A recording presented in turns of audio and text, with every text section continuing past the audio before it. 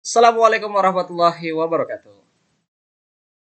Perkenalkan nama saya Redi Saputra SPDMM, pengampu mata kuliah kewirausahaan di era digital. Baiklah, hari ini kita akan membahas tentang pengantar kewirausahaan di era digital.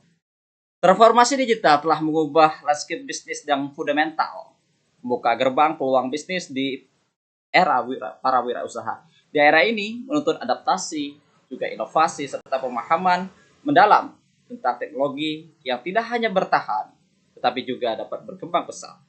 Mari kita akan membahas selengkapnya tentang kewirausahaan di era digital sebagai pengantar untuk memajukan ekonomi kita. Di era digital mengubah wajah kewirausahaan. Jadi dahulu kewirausahaan itu hanya dipandang seperti transaksional, jual beli, ya, yang hanya tatap muka, tetapi di era digital itu berubah. Yang pertama, akses pasar global tanpa batas. Jadi dengan adanya digital, pasar bisa menjangkau seluruh aspek di dunia ini, dari mulai nasional maupun yang internasional melalui berbagai platform seperti e-commerce, media sosial, dan alat komunikasi digital lainnya. Selanjutnya, informasi dan alat bisnis di ujung jari, jadi kita bisa mengakses untuk berjualan maupun pembelian itu bisa menggunakan smartphone kita maupun menggunakan laptop kita. Yang ketiga, ada inovasi dan efisiensi melalui teknologi. Kewirausahaan digital memungkinkan kita untuk bisnis online. Ini tentang pemanfaatan teknologi untuk mendorong inovasi dan produk serta layanan dalam setiap model bisnis. Digitalisasi juga proses lebih cepat, jangkauan lebih banyak, biaya operasional berkurang, ya, dan juga pelanggan bisa tertarik secara signifikan. Soalnya perubahan landscape bisnis di era digital. Dulu yang pertama, orang berbisnis itu menggunakan toko bentuknya fisik, ya seperti ruko dan lain-lain. Sekarang sudah menggunakan e-commerce seperti Tokopedia, Shopee, dan lain sebagainya. Yang mana e-commerce ini bisa tersedia kapan saja, transaksi di mana saja, menghadirkan kenyamanan dengan konsumen, ya, pembeli dengan konsumen, sehingga terjadinya transaksional secara digital. Yang kedua, kita bisa melihat, ya, contoh suksesnya itu adalah Gojek dan Tokopedia. Yang mana Gojek dan Tokopedia ini salah satu startup digital yang merubah cara hidup masyarakat. Dengan layanan operasional dulu Gojek hanya pengkolan, sekarang jadi digital, ya, alias online, dan toko yang biasanya hanya dibeli di toko sekarang sudah bisa kita akses secara digital sehingga mempermudah dan memperbanyak pasar.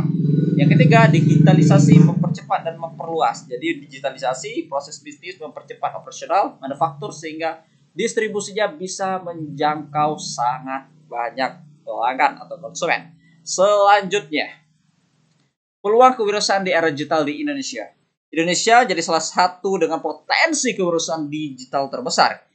Ditunjukkan oleh data berikut ini yang sangat signifikan e-commerce dari tahun 2020, 2021 sampai 2023 untuk pertumbuhannya. Pertumbuhan usaha e-commerce pada tahun 2022 jumlah usahanya meningkat sebesar 4,46% mencapai 3 juta usaha.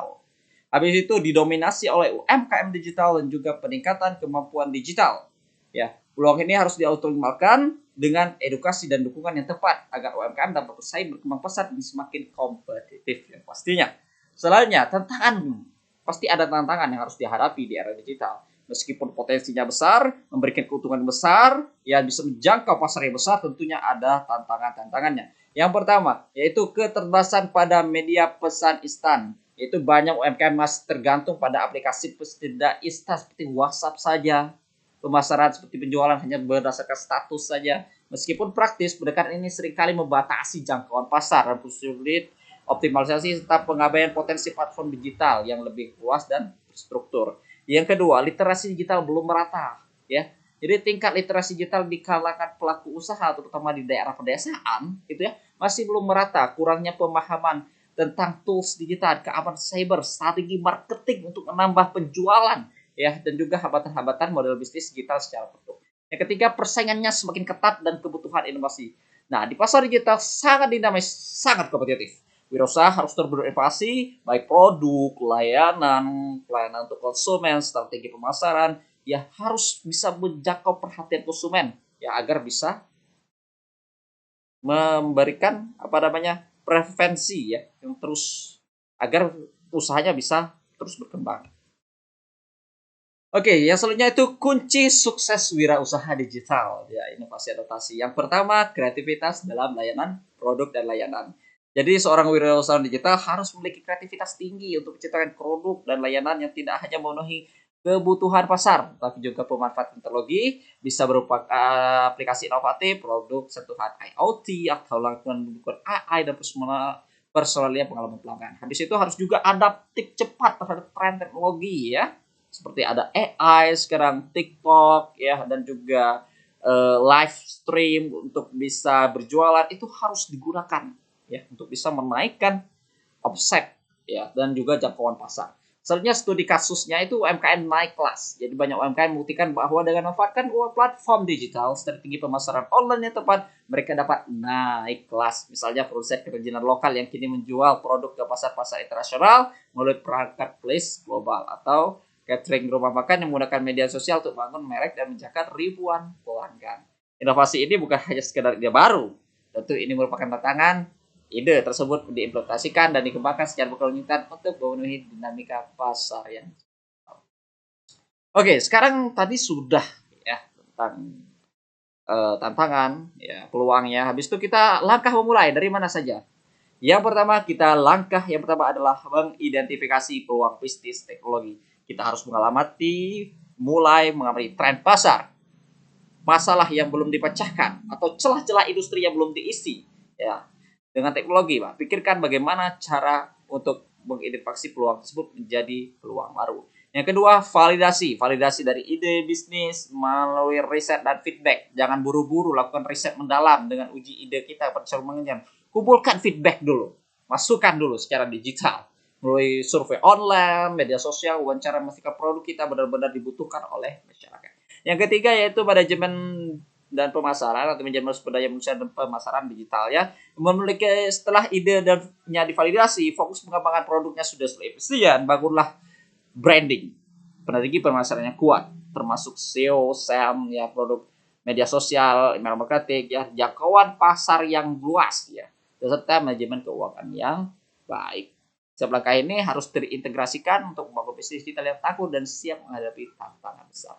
Selanjutnya, peran pemerintah dan pelatihan digital. Jadi pemerintah Indonesia melalui berbagai inisiatif memainkan peran krusialnya ya, mendukung pertumbuhan keperusahaan digital. Program-program pelatihan digital menjadi jembatan bagi para pelaku untuk menguasai keterampilan yang dibutuhkan di era sekarang. Ada program Digital Entrepreneurship Academy dari Kominfo, yang mana program ini dirancang untuk membantu UMKM bisa naik kelas, tidak hanya di situs-situs saja. Yang kedua, yaitu pelatihan gratis keterampilan digital. Seperti di DA juga menawarkan pelatihan gratis seperti topik-topik seperti literasi pasar, habis itu literasi digital dasar, penggunaan platform e-commerce, dan lain-lain. Habis itu ada kolaborasi pemerintah dan swasta. Kolaborasi ini sangat bergantung ya erat dengan solusi pendidikan dan sektor swasta agar digital pemasarannya itu bisa menjangkau luas dan sumber daya manusianya itu dapat naik kelas juga. Dukungan sangat vital dapat menciptakan ekosistem kewirausahaan digital yang tangguh, di mana setiap individu memiliki kesempatan untuk berkembang. Selanjutnya studi kasus inspiratif transformasi digital ya. Jadi banyak ya cerita sukses yang membuktikan bahwa UMKM Indonesia mampu beradaptasi dan meraih keberhasilan signifikan di era digital. Studi kasus menunjukkan bagaimana strategi digital dapat mengubah bisnis kecil jadi yang besar. Ya, contohnya sebuah UMKM ya dengan tangan lokal yang mengandalkan penjualan dari toko fisik dapat meningkat 3 kali lipat nih, seperti menggunakan TikTok, Marketplace, Shopee, itu bisa naik karena jangkauan pasarnya sangat besar. Strategi-strateginya yang untuk pemasaran ini seperti branding yang sangat baik, secara rutin menggunakan media sosial, mengembangkan loyalitas mereknya gitu ya. Habis itu pelajaran kunci dari kisah ini adalah keberanian berinvestasi untuk mengetahui digital dan kemauan untuk terus berinovasi ya, sehingga bisnis yang kita kembangkan dapat menjadi bisnis yang besar. Kesimpulan dan juga aksi nyatanya di era digital, panggung besar membuat semua bisa berbisnis dan menjangkau banyak customer. Ini sekaligus tantangan dan memiliki kesiapan yang besar bagi para usaha